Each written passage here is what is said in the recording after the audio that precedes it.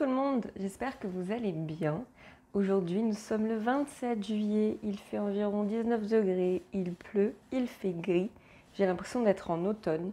Du coup, je me suis dit, c'est peut-être le bon contexte pour vous refilmer une vidéo sur ma série paranormale, serial killer et tout ce qui est horreur, etc. Histoire étrange.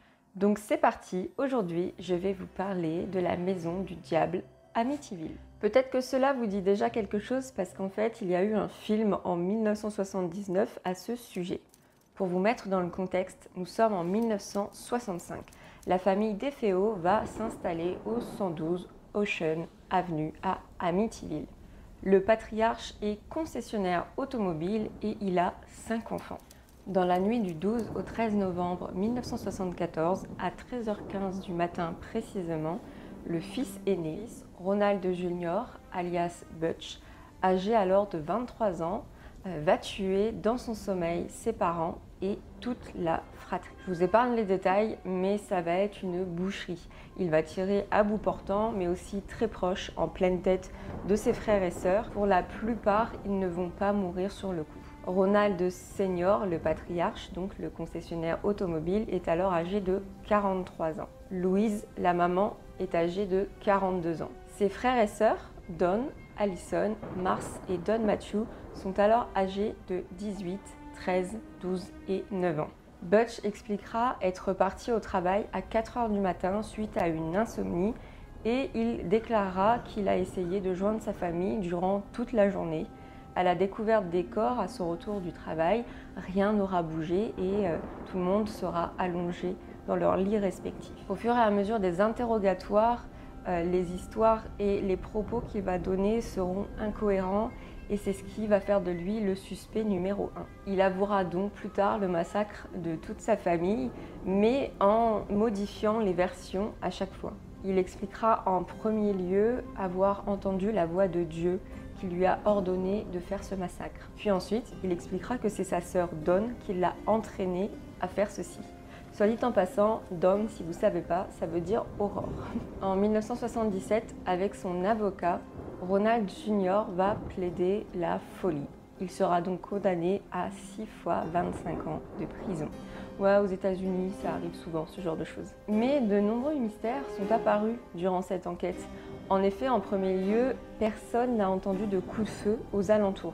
Pour la sœur Dawn, sur sa chemise de nuit a été retrouvée de la poudre, comme si elle-même, elle avait eu une arme dans les mains et qu'elle avait aussi tiré. Et donc la probabilité que plusieurs personnes aient pu faire ce meurtre n'est pas exclue. Ronald Jr. a donc passé 46 ans derrière les barreaux et a demandé une remise en liberté. Celle-ci était prévue l'été 2021 et avait été acceptée. Mais il est mort le 15 mars 2021. C'est quand même dommage, hein. On est passé à ça, que le gars ressorte en liberté, mais l'univers lui a dit tu vas finir ta vie en prison. La maison, tristement célèbre, a donc été utilisée pour faire de l'argent. Bah oui, forcément. C'est une belle demeure néocoloniale néerlandaise. Je trouve qu'elle est plutôt pas mal. Le couple Lutz va acheter la maison le 18 décembre 1975 pour 83 000 $. Autant vous dire que ce n'est rien.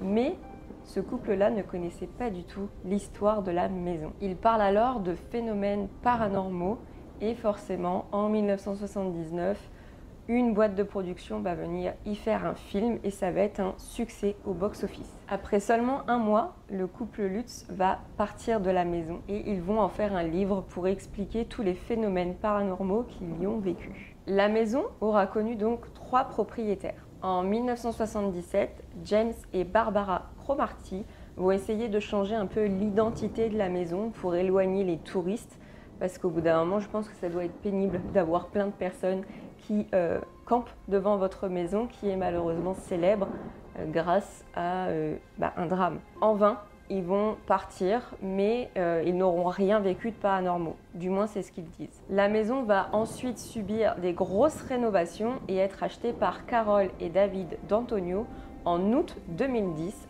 à un prix de 950 000 €. On est loin des 83 000 € du couple Lutz. Puis en 2016, la maison est remise en vente à 750 000 €. sacrée chute de prix et sera officiellement vendu en février 2017 à un particulier pour 560 000 €. Ça reste quand même quelque chose d'assez important, mais la maison est plutôt grosse et aussi il y a forcément la réputation du lieu. Donc en effet, elle continue de vivre et de vivre encore. Les agents immobiliers expliquent que si vous n'embêtez pas les personnes ou les âmes qui vivent dans cette maison, vous pourrez vivre tranquillement avec eux et qu'il n'y aura pas de phénomènes paranormaux. Mais après des années et des dizaines d'années, cette maison continue de vivre, cette maison continue d'être visitée par les touristes. Donc ça, je pense que c'est par exemple quelque chose qui doit être assez pénible pour les habitants de la maison. Mais malgré ce qui s'est passé dans cette maison, ça continue en fait de perdurer. Et cette maison continue d'avoir des habitants, autant des âmes perdues, mais aussi des personnes en chair et en os. Donc si un jour vous avez envie d'aller la voir de l'extérieur sans être trop intrusif pour respecter les personnes qui y vivent, c'est au 112 Ocean Avenue à Amityville. J'espère que cette vidéo vous aura plu. J'aime beaucoup raconter ce genre d'histoire et moi ça me passionne parce que là vous avez vraiment un condensé de mes recherches. Mais je découvre des choses à chaque fois où je me dis mais on pourra en faire un documentaire d'1 heure. Et c'est le cas, il y a des documentaires qui font au moins 1 heure. Je m'en souviens d'un seul coup mais je ne me souviens plus du titre. Mais je vous mettrai ça en barre d'infos. Et franchement, pour moi c'est super passionnant. Je ne sais pas si vous connaissiez l'histoire de cette maison, de cette famille. Et si c'est le cas, dites-le moi en commentaire. Si vous avez découvert cette histoire, n'hésitez pas à me le dire aussi. Et voilà, j'espère que ça vous aura plu. Je vous souhaite une belle journée, une bonne après-midi ou une bonne soirée selon le moment où vous allez regarder cette vidéo. Et je vous dis à très bientôt dans une prochaine vidéo. Bye tout le monde. Moi je vais retourner sous la couette et aller me faire un chocolat chaud vu le temps automnal que nous avons aujourd'hui.